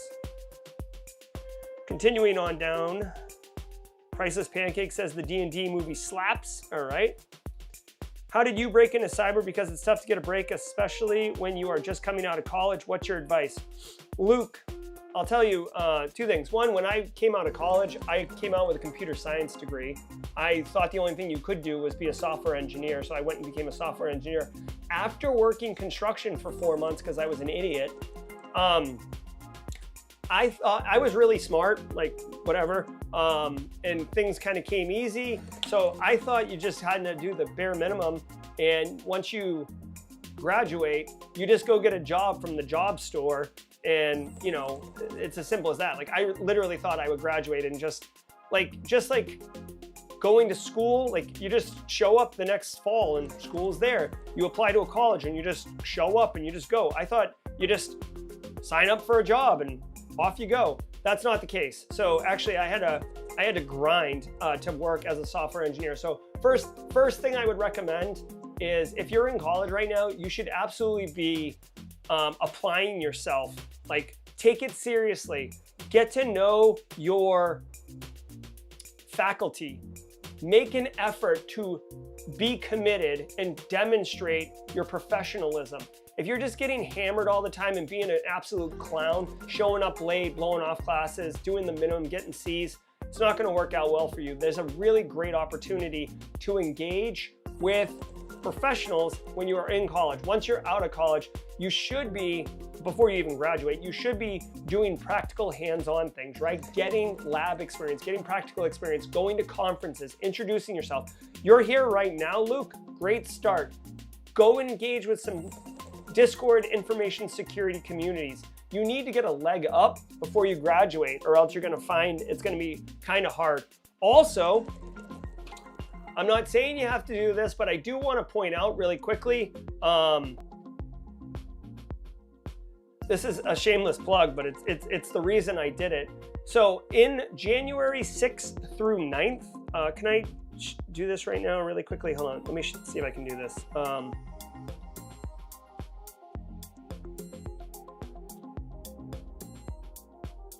Stand by.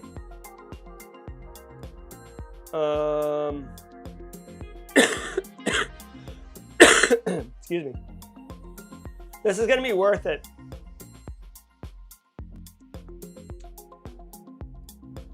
Oh my gosh, bruh. All right.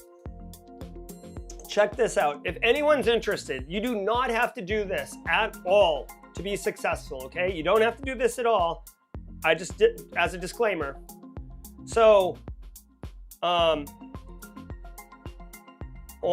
January 6th through 9th, so in a couple weeks, January 6th through 9th, I'm actually going to be running a live 4-day, 16-hour training, okay? And the training is not teaching you hard cyber skills. You can get those all over the place. The training is designed in order to show you the techniques so you can personally brand yourself and basically stand out in a sea of sameness. All right, I've run this class once before. There are former students in chat right now who have taken it. Take their word for it. Obviously, I have a bias, right? I make money off of this, so I don't want to sell you on it. I'm just telling you, I run this course and it's pretty dope. Okay, you get the personal branding. Basically, what I do is I show you how to make content that people are looking for. Okay, there's a wonderful intersection between things you're excited about and things people want to know answers about and learn about. And if you can make content in that section, you can demonstrate yourself as knowledgeable and delivering value, and people will engage with you. You'll build your professional network much faster. Again, as a personal case study, I'll just tell you guys, obviously I can't promise anyone a job, but what I will say is I have a PhD in cyber operations. I have 2 master's degrees. I have 20 years of professional experience. And even with that, I still would apply to jobs and not get the job in some instances, okay? So it's not a guarantee, even having all that background. I started Simply Cyber. I start making content. I brand myself as a person in the community, right?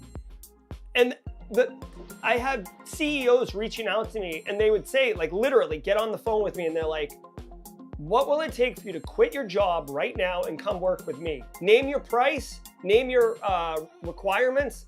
I mean, I was doing like requirements where I was like, I want to work only 30 hours a week. I want $10,000 stipend for Simply Cyber. Like, I get to spend 10 grand on whatever I want, studio equipment, cameras, and it's mine. Like, it's like a bonus that I want you to give me with no questions asked. Sure, no problem. Like those kind of demands were being met instantly, okay? And the reason is because I literally said the first time, I'm like, because I was confused the first time it happened, and I'm like, do you even want to see my resume? I'm confused. Like, it's like you're trying to sell me the job, not me sell you on me. And they're like, no, we know exactly what you know. We know exactly what you can do. We know exactly who you are. That's why we want to get on the phone with you, because we need you here. Okay, so again, your mileage may vary, but that's the power of personal branding.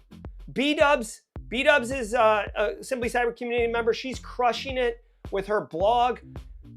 Chris Whitlock is doing Study GRC. That's blowing up. Joseph is doing the AOC streams. Like, this is what I'm talking about. And this course basically shows you exactly how to do all these things. Jesse is doing Slay Security Plus on the weekends. He's blowing up. I'm telling you, like, I felt so strongly about this course that I literally stopped making a course on how to become a vulnerability management analyst, because I thought this course had more value and more impact for people in the community, practitioners. All right, so that's a long way to get to you, Luke, but that's what's up. That's what I think. All right, ooh, Canary tokens for the win. I do love myself some Canary tokens. You know who else likes Canary tokens? Wade Wells.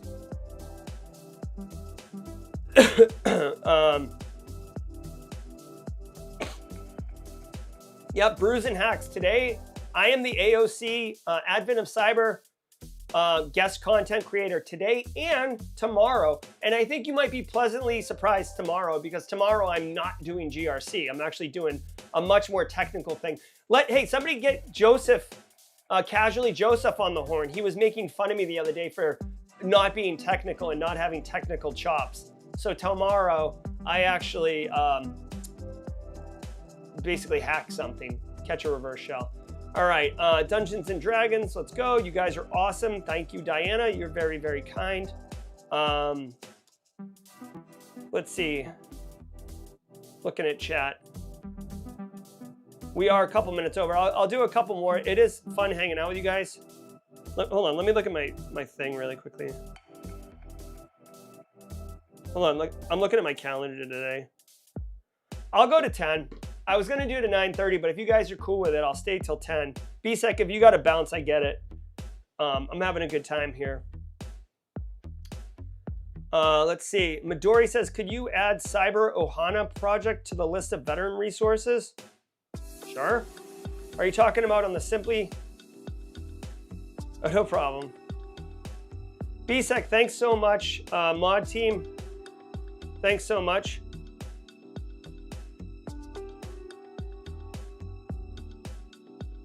If you got a boogie, go boogie. All right, BSEC is out. All right, let's go.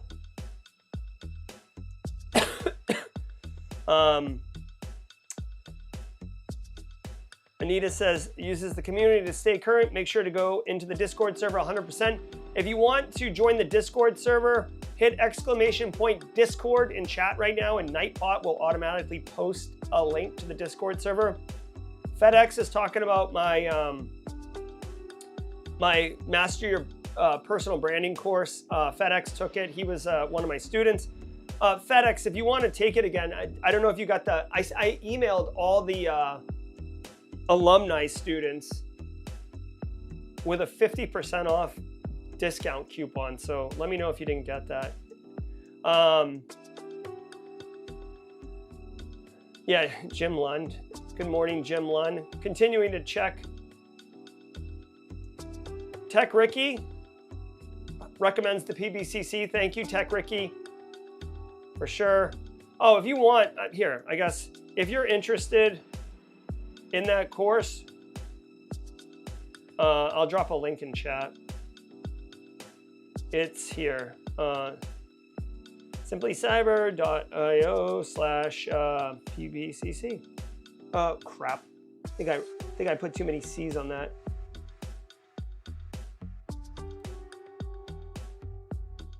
Yeah, hold on. That's a bad link. Interested in PBCC? Go here. Okay. HTTPS. Go simplycyber.io/PBCC. Cool. All right. What else? What other questions? I'm looking at it. Justin Gold wants to know how Space Tacos is doing. Yeah, B-Dubs is rocking it. Anita Sailor says, Justin, I'm seriously asking myself if any privacy for humans. Let's see. Casually Joseph coming in here. Ooh, Cheddar says, active defense and cyber deception starts with John Strand today. That's important. Let's talk about that for a second. Couple things, right?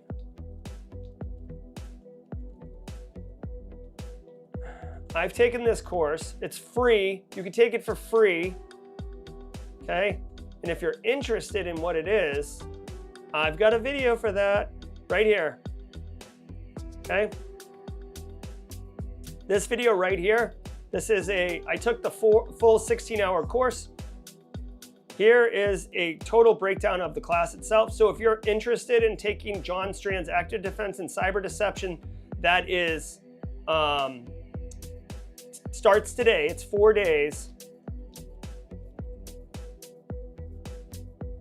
Here we go. Here's a review on the course. And then let's go to Antisyphon. Let's go to live training, live courses, active defense, cyberception, pay what you can. You guys see it? Pay what you can. Starts today. I'm going to drop a link in chat to this. This is John Strand. John Strand is very much like on the Mount Rushmore of cybersecurity. Solid guy, does a lot for the community. You can see right here where it says you can pay $0, right? Don't sleep on that. I'm going to drop a link in chat. If you have the opportunity, hey, listen, if you're taking this week off and you're looking for a learning opportunity, if you are in between jobs and you're looking to continue to skill up, this is great. John Strand, pay what you can. Active defense cyberception here. Listen, if you're talking about canary tokens and honey accounts, like I think Tony mentioned earlier, that's all this class is talking about. This class is talking about how to like basically hoodwink threat actors.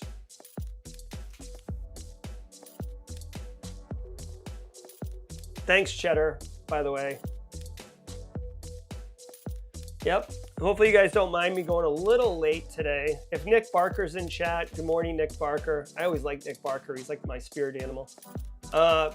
John De La Cruz says, been a while listening in after the cyber threat brief. This is your first, the first things first. Got an adult here, but have always loved listening and still learning, just not active. Okay, well, we'll be here for you, John De La Cruz.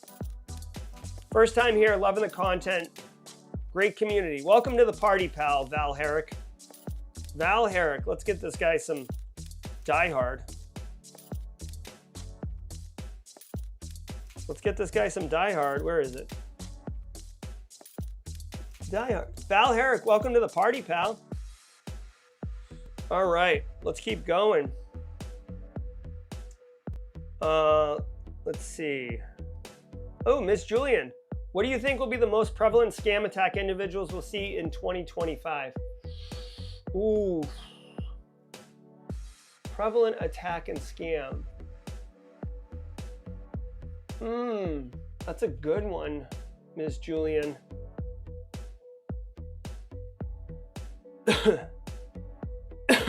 You know, I think that there's going to be a lot of, I'd like to think there's going to be a lot of like AI, not AI generated attacks, but actually like AI is like the lure, right? Like there's a lot of turmoil right now. People are kind of like waiting to see what type of tax policy the Trump administration introduces, which is going to affect businesses, which is going to affect employment, right? So it's this big cascading thing. This isn't a political show, right? But if you actually understand how tariffs work, if tariffs do get introduced, it's going to really dork up manufacturing. The cost of things are going to go up because basically the expense of tariffs is just going to be passed down to the consumers. And if people aren't buying those things, then those businesses are going to have to lay off people, which is going to cause more people to have less money, which is going to result in more people not being able to buy the things, and it's a downward spiral. It's really not good. So I think people are going to get a little bit desperate, and I can imagine basically scams where it's like, oh, use AI to do XYZ, click here, or or like install this AI, do this thing. That's going to be the attack vector. That's what I'm going with. Code Brew didn't get an email. FedEx didn't get an email. All right. I don't know how to do this. I emailed. Okay, you know what I'll do? I'll tell you what. So really quick, this is for like a very small segment of people in the audience. If you were in the initial PBCC cohort, if you were in the August 24 PBCC, you have access to a Discord channel and you know about it. It's the student one. I will post there the details for the class in January and the 50% off coupon and all that stuff, okay? Thanks for letting me know. What's your take on adversary simulation as a career? It's called red teaming, and it's a very lucrative career, and it's more for seasoned cybersecurity practitioners. But yeah, definitely worth it. All right, let's see what else we got. All right, Kyle says, where can I learn more sysadmin stuff like Kerberos and managing AD? I find myself having to go back and learn more to be good at my cyber job. Yeah, 100%. 100% the case. Where would I go to learn that type of stuff? You know, honestly, you know what, a good place? Hold on, let me check this out.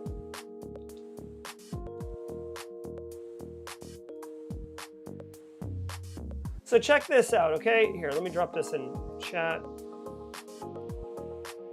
I haven't looked at this thoroughly yet, but Kyle, I think this could be beneficial. All right, so there's a guy named Kevin. Kevin lives in New York. He goes by KevTech IT. He's a really, really nice guy, okay? He's like a really nice guy. And he helps people get jobs in help desk and IT support. And he actually released some training and it's free. And like he teaches you Microsoft Azure and Server 2022 fundamentals, okay? I think this could be really, really useful for you, okay? He asks for $10. I mean, that's, come on. You will learn the fundamentals of Server 22, how to manage and troubleshoot servers, practical applications. Like this is pretty good. And then the Azure AD or Microsoft Azure is in here, okay? Could be useful. Also might wanna have a good one, Alpha Sierra. We're gonna be rounding out here in a couple minutes. Could also be worth just standing up AD yourself, or it sounds like you're in the AD environment and walking through some stuff. If anybody else has suggestions on like great resources for learning AD, let me know. I hope that helps you, Kyle. And yes, going back and having to learn more and more and more, that's the job. Welcome to cybersecurity. All right. Oh, cool. Kimberly is saying that his classes are on YouTube for free, so you can definitely go do that. Also, if you go to TCM so the Cyber Mentor has a YouTube channel. He also has an academy. But if you go to the Cyber Mentor and do Pen Tester 0 to Hero, it's all free, it's all public, Kyle. But he has several lectures on how to stand up AD and get it all configured and stuff. It's a little old, but you could still do it. And there's some like nuggets to gain from that as well.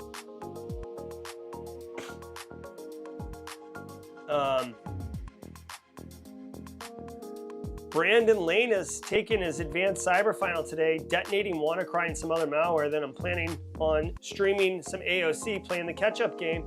Nice job, Brandon Lane. Reminder, I'm the content creator featured today for Advent of Cyber. So please enjoy that. And if you think it sucks, let me know, please. I will tell you, it's a very long video, just to let everyone know, okay? Let's be real. My video today is like 40 minutes long, but I spend like 20 minutes gushing about GRC and why GRC is absolutely awesome. All right, so stay tuned for that. Brent B says that Active Defense Cyber Deception is his favorite John Strand course. Mine too, Brent, 100%.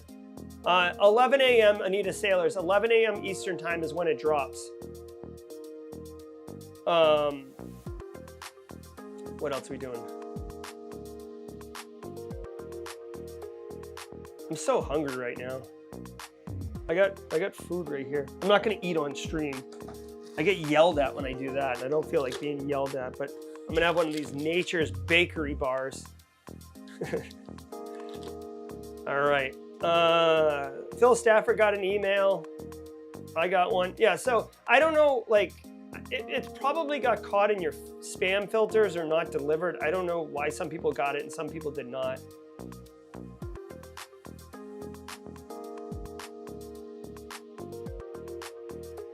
Ugh, yeah. LeGrat's expecting a recession, so am I. Let's see, Casually Joseph is in here. Brandon Poole's in here. Holy Jesus. The book Active Directory in a Month of Lunches is a great starting point. The move to the O'Reilly Active Directory book. So ladies and gentlemen, in chat right now, Active Directory Month of Lunches. Let's do this really quickly.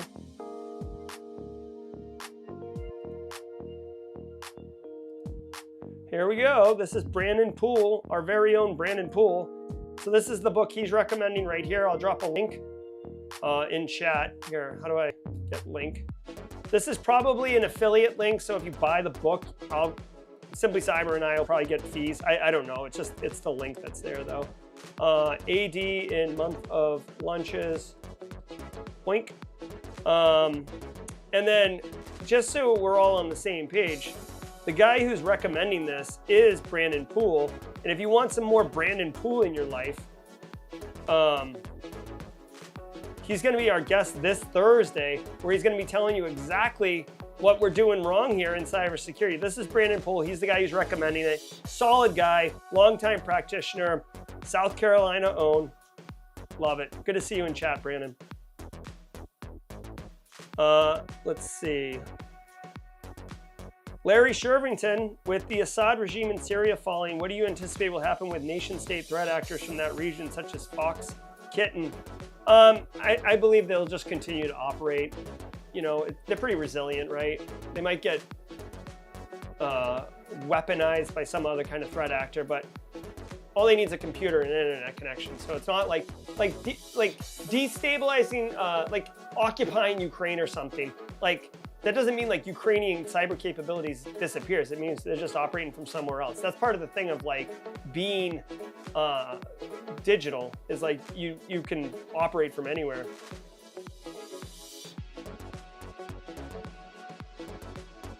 Justin Gold, hey Brandon Poole, Justin Gold wants you to restart the Palmetto Cyber Pros community, the upstate people.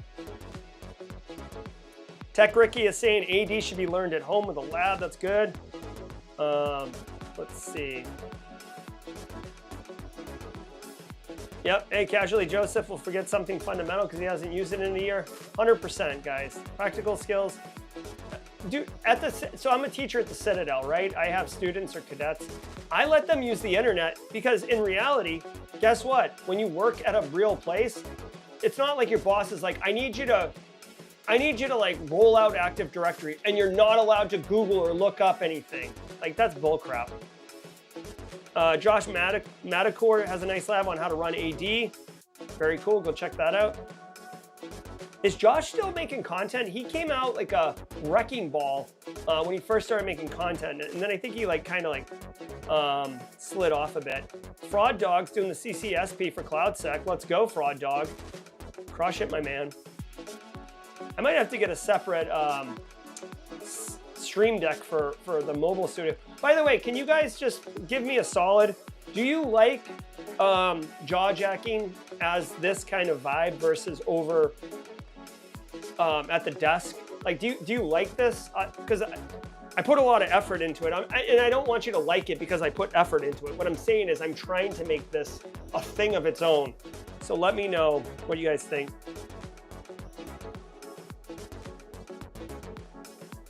Brandon Poole, between meetings, saw us live getting in here.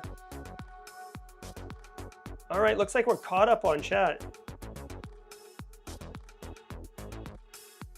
All right, Anita loves it. Jaw jacking's wonderful. Thank you. I actually do technical interviews asking them to show me how to search a problem. Oh, very cool. I gotta tell you guys, as soon as the camera turns off, I am going to bury this granola bar. Like, I'm like literally, I might bypass my mouth and just directly shove it into my stomach. All right, we'll do a poll.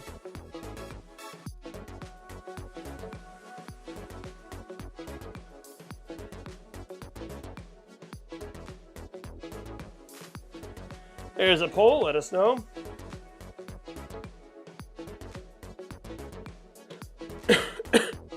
Cool, Carmen San Diego. I see you, Carmen San Diego.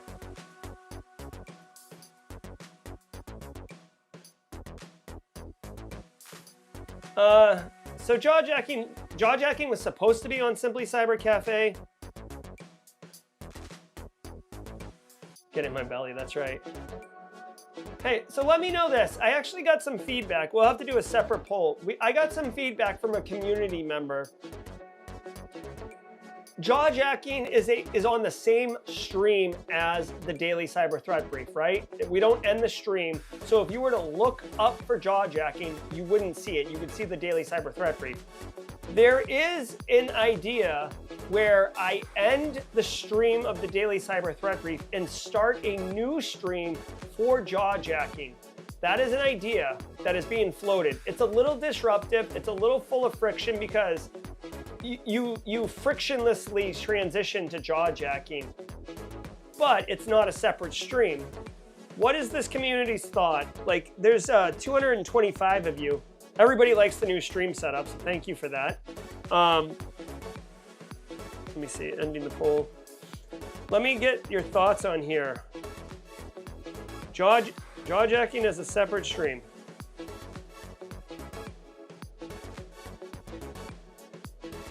What I'm saying is I would end the daily cyber threat brief and then immediately start a new one and we would like raid. And the reason was this individual said that he tells people to come watch the daily cyber threat brief, and when they tune in, it's jawjacking, which to me means that they're missing the point of what their guidance is. But I'm just curious what people think here. You can configure YouTube to push people when you end the stream, but it's not always. Cool. All right. So people like the new style. Actually, okay, check this out. I want to share something with everybody. We got a couple minutes. I think you're going to totally dig this. This is something cool that I'm flirting with, okay?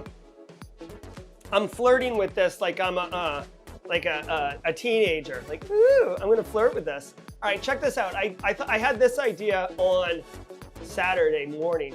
So tell me what you guys think of this. What if I did this, okay? What if I did this?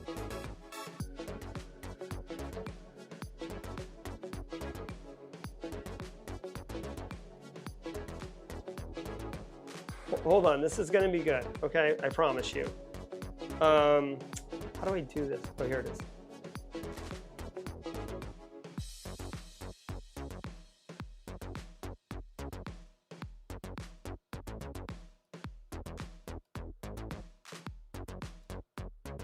All right, hold on one second. I know this is wild, but check this out. I'm thinking about doing this. I wish my face was more illuminated, but whatever. Actually, let me fix that.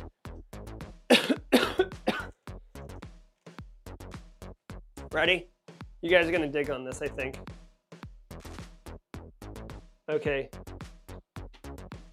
Indiana Jones and the Great Circle? What is this crap? Oh, it's a video game. Okay, so check this out. Watch this.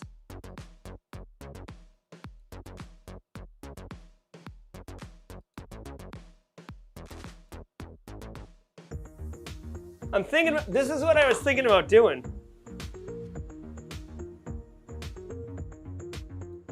Right? Like, basically do like follow along. You know what I'm saying?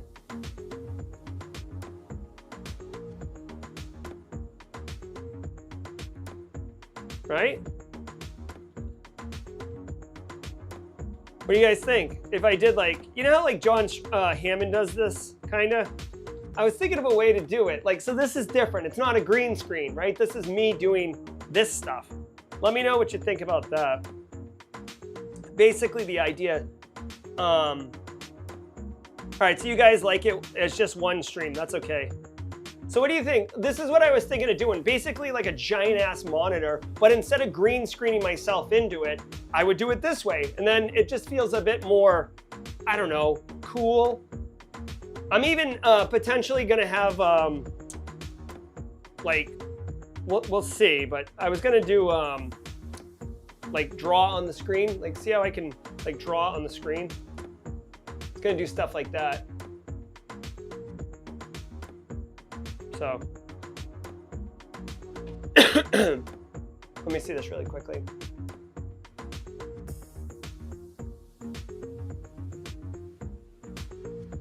Yeah, anybody can NS lookup. This isn't anything sensitive.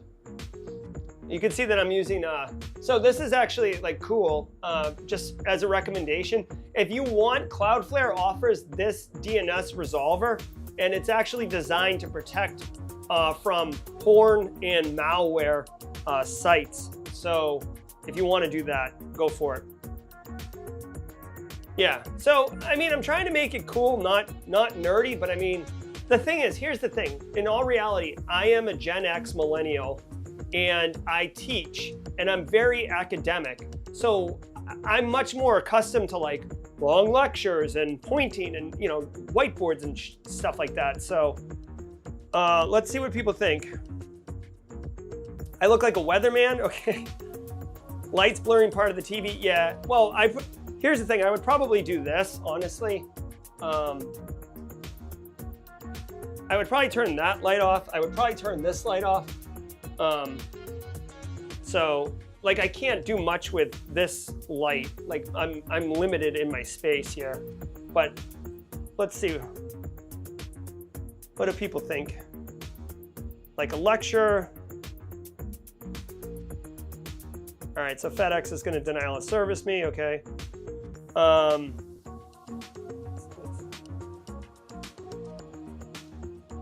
We'll ping google.com. All right.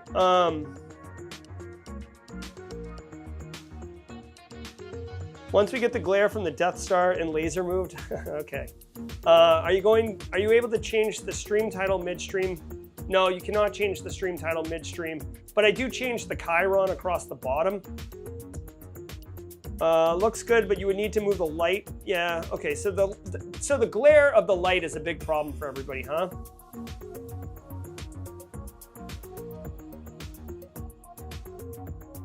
Why wouldn't you just mirror?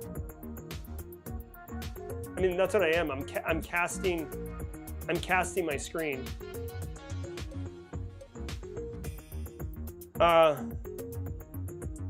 Okay, so the light is a problem. All right, so let's do this. Since we're testing in prod right now, let's do this. Okay? Let's do it. Okay? Maybe we could do this. How's that? I mean, now I'm completely in the dark though. I wonder if yeah, even some natural light. This is, I mean, I guess if you don't want to look at my face, right? This is how we do it. I mean, I could do this. What do you think about that? Looks good if you had what does it say? If you had a deeper grid on that light, it might not spread enough. Yeah. You could also try a shaker light with a deeper beauty dish so it wouldn't show on screen. Yeah, I mean, I have, the thing, you guys got to understand, I have like room constraints. Like that light can't go any higher because it's hitting the ceiling. Ideally, it would be higher up and casting down. Let's see, can it run Doom? Thank you. You could also try a shake. Yeah. Jerry must be taking notes from my streams, testing in prod. Make it pink.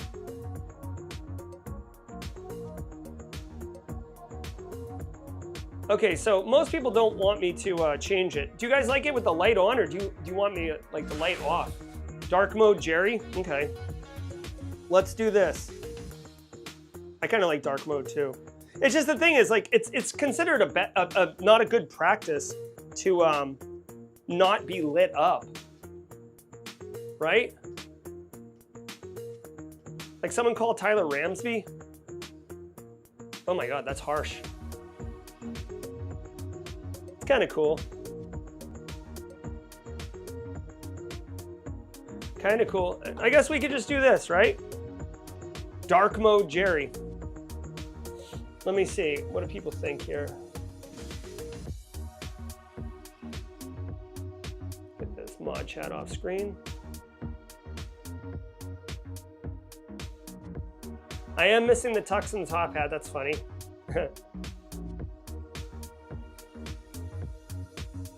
All right, let's see. You're working on your lighting module for PBCC? That's right. The stream delay makes this hard. I hear you, the pain. Don't use the giant one. Light off looks better, realistic. Get some glow sticks. Uts. All right, so we're getting mixed vibes here. Anita says lights off. The blue is kind of something. If you're in the dark, then we are doing pen test training, right? All right. All right, you guys are funny. Here, actually, let me see if I can change this one to like a pink. What about that? So now we've got the red-blue kind of vibes going. I don't know. It's something I'm messing with. Okay. If I turn on the ring light, I think the ring light would show up on the display.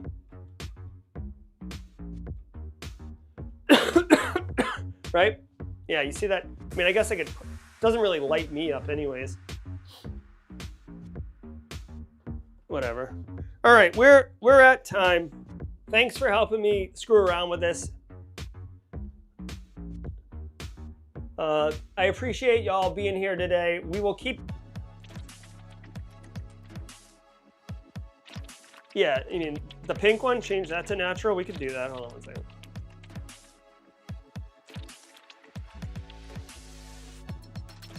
Not really.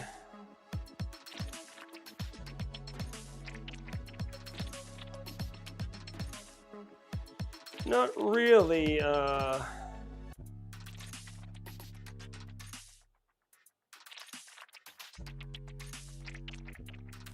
How's that? I mean, that's like full blast. You like that?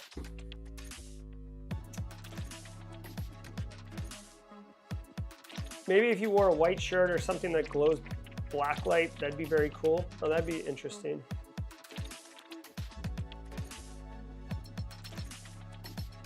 All right. Take care, Anita Sailor. I don't know. It's something that I'm trying to mess with.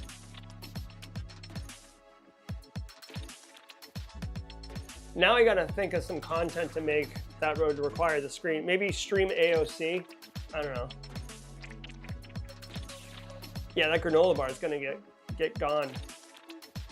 All right, so I'll try to run with this, guys. Always interested in your feedback and thoughts. Thank you all so very much, as always, for all you do. It doesn't bother me. No, this is fine. I mean, I don't like the way it looks, but if you guys think it's good, I'll run with it. All right, thanks for helping me in production, guys. Dude, I'm telling you, this is like how it works. You just get a little bit better each day. Now we've got to look here. Have a good one, Brent. Have a good one, Zemif. Have a good one, Clinton. Have a good one, Joseph. Have a good one, Cyber Fraud Dog. If you guys are doing interviews, Sean Sailors, good luck with the interviews. If you're taking cert exams, good luck on those. I'm Jerry from Simply Cyber. You guys crushed it today. Thank you all so very much. I'm about to bury this granola bar, so stay tuned for that. Someone call the police because I'm going to murder this granola bar. I'm Jerry from Simply Cyber. Until next time, y'all, be well, take care, stay secure.